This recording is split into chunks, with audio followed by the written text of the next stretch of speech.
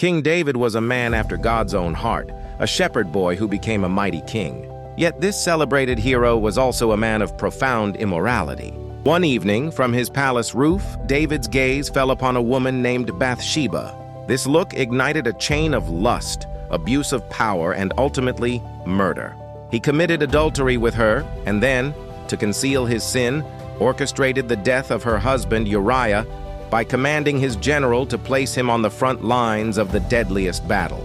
The prophet Nathan confronted David, foretelling severe consequences for his actions. Turmoil soon plagued his household and kingdom, a direct result of his transgressions. What do you think is the most important lesson from this part of David's life?